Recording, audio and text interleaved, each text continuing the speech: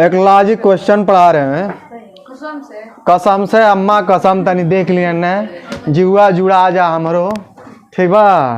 देखें भाई चालक तार है ना, इतना बड़ा, मान लो इतना बड़ा है, ठीक है।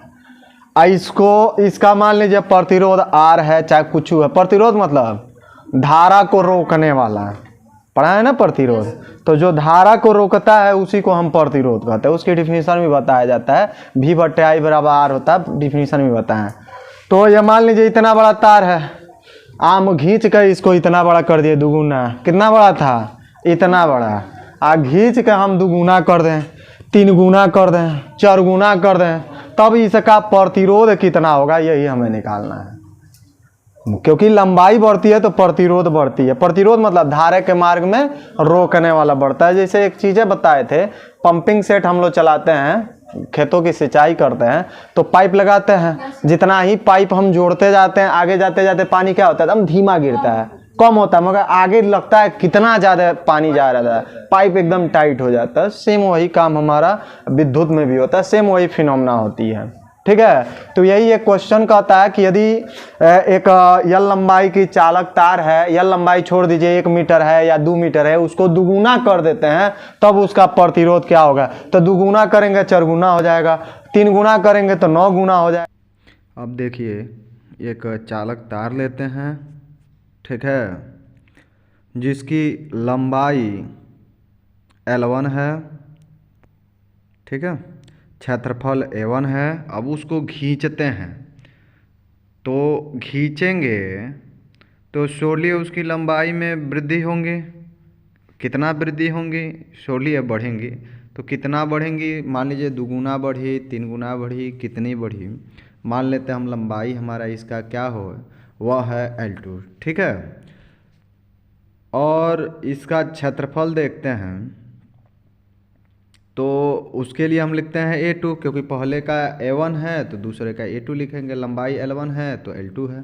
अब लिखेंगे चूँकि दोनों चालक तार समान हैं तो चूँकि आयतन समान होंगे, ठीक है, तो लिखेंगे चूँकि आयतन समान होंगे, ठीक।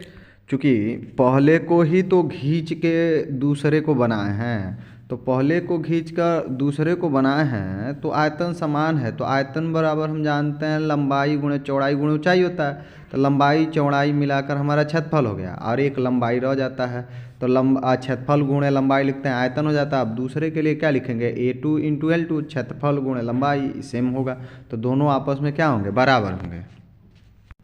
अब क्या करिए, L2 को इधर भेजिए दूसरे पक्ष में, तो L1/L2 हो गया बराबर। अब क्या होगा, A2 है, A1 को इधर भेजेंगे तो A2/ हमारा A1 हो गया। अब ये इक्वेशन नंबर हमारा फर्स्ट हो गया, ठीक है।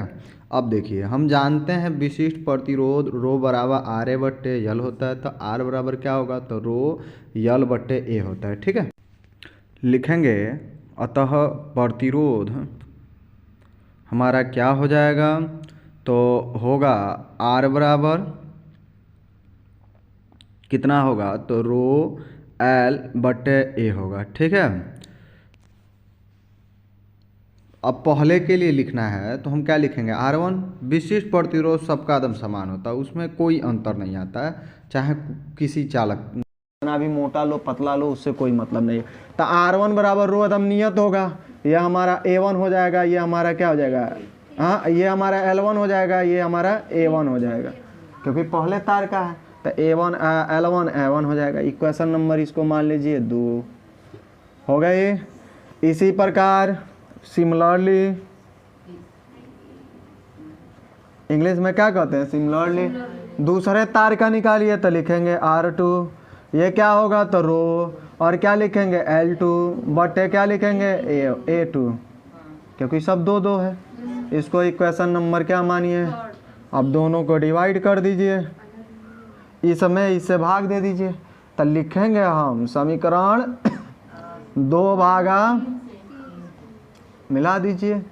तो जैसे ही मिलाएंगे धाए देना, दे देना धन, ले देना धन, नहीं दे देना धन, मिलना चालू हो जाएगा हमारा। मिलेगा भाग देंगे तो हमारा हो जाएगा R1/R2 बराबर, इधर चलिए भाग दीजिए इसमें इससे, तो R1 का मान रो L1 बट्टे A1 है ना है। अब बट्टे R2 का मान क्या है, तो हमारा रो L2 बट्टे A2 है।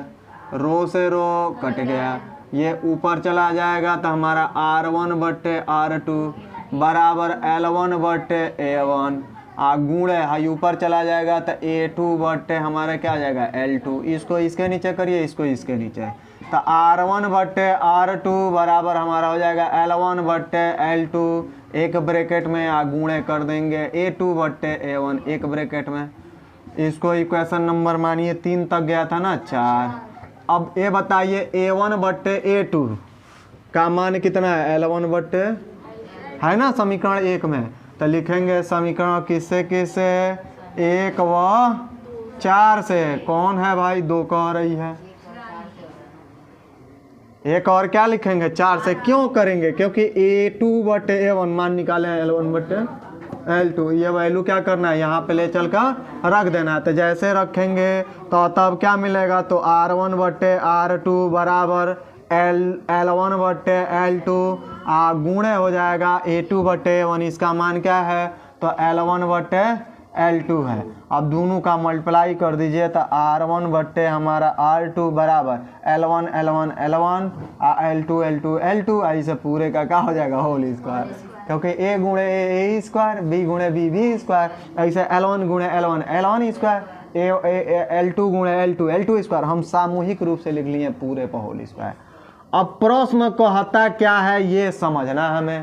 प्रश्न कहता है तार है, इसको 2 गुना कर दें, 3 गुना कर दें, 4 गुना कर दें। मतलब प्रश्नानुसार यदि बाय द वे L1 जो हो यल हो तथा L2 जो हो वह पहले के 2 गुना मतलब 2L1 मतलब 2L हो। L1 का मान L है, L लिखोगे 2L हो, मतलब पहले के 2 गुना कर दें। 3 गुना करेगा अभी निकाल लेंगे हम सर, 2 गुना ही ज़्यादातर पूछता है सवाल, तो अनिवार्य रूप से आता है इसको। तो हम 2 गुना करके निकाल लें, देखें कितना आ रहा है। तो ये हो तो उस कंडीशन में क्या होगा, तो वैल्यू पुट करेंगे तो हमारा होगा R1 बट्टे R2 बराबर L1 बट्टे L2। L1 मान कितना है L, और L2 का मान कितना है, पहले के 2 गुना हो गया 2L, ऐसे पूरे का कितना होल स्क्वायर। L से L कट गया, R1 बट्टे R2 बराबर क्या आया, तो 1 बट्टे 2 ऐसे पूरे का कितना होल स्क्वायर। तो R1 बट्टे R2 बराबर कितना हो जाएगा 1 बट्टे 4 होगा ना। क्रॉस मल्टीप्लिकेशन करा दीजिए, तो इससे इसमें तो R2 कने R2 ऐसे इसमें तो 4 कने 4 R1, मतलब पहले के 4 गुना हो जाता है। अगर बाय द वे हम मान लीजिए L1 जो है L लिखें, L2 जो है पहले से 3 गुना हम तान लें, मैंने 3L लिखें, तो हमारा क्या हो जाएगा, तो हे में वैल्यू पुट करना है 3 गुना 4 गुना 5 गुना जो भी कहेगा इसी सॉल्व होगा। है ऊपर सवाल लगता है, इस पर भी फार्मूले पर इस पर भी लगता है, ठीक है। तो यहाँ पुट करिए, तो हम पुट करेंगे तो R1 बट्टे R2 बराबर यहाँ पे L1 बट्टे L2, L1 के जगह पे L लिखिए, L2 के जगह पर 3L लिखिए, इस पूरे का होल स्क्वायर कट जाता है। R1 बट्टे R2 बराबर आता है 1 बट्टे 3 का होल स्क्वायर, मतलब R1 बट्टे R2 बराबर हो जाएगा 1 बट्टे 9।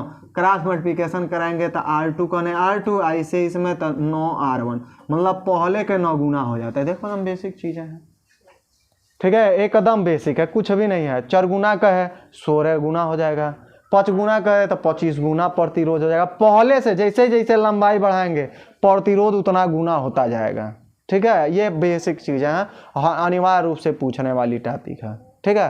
कहता क्या है, इस पर क्वेश्चन समझना सबसे पहले जरूरी है।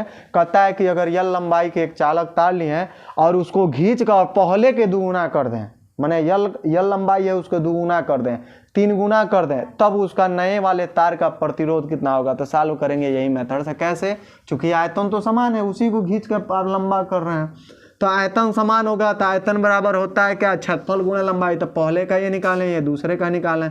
हमने L1 रहने दिया, L2 को इधर से भेज दिए, भाग हो गया, A1 को उधर भेजें तो A2 बट्टे A1 हो गया, समीकरण 1 हो गया। चूंकि हम वैद्युत प्रतिरोध R1 बराबर जानते हैं रो L1 बट्टे A होता है, इसी प्रकार अगर R2 निकालते हैं तो रो L2 बट्टे A2 होगा। दोनों का डिवाइड करते ये हो जाता है, रो से रो कट जाता है हमारे, ये हो जाता है L1 बट्टे A1, ये ऊपर जाएगा तो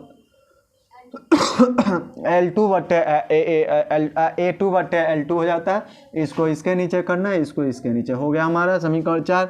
अब A2/A1 का मान L1/L2 है, यहाँ पे रखना है तो रखें, ये सेम दोनों होता है, पूरा का होल स्क्वायर रखना है। अब शर्त जो कहेगा वैसे रखेंगे, दुगुना कहेगा 3 गुना तो पहले का तो पहले को यल मान लो, और दूसरा दुगुना कहेगा तो पहले का दुगुना मतलब 2L लिखो, इसमें वैल्यू पुट करो, सॉल्व करो, आपका पहले का 4 गुना प्रतिरोध आएगा। वो विकल्पी भी इस पे सॉल्व होते हैं, मगर ये फार्मूला जब तक याद नहीं रहेगा तब तक नहीं लगेगा। ठीक है, चलिए।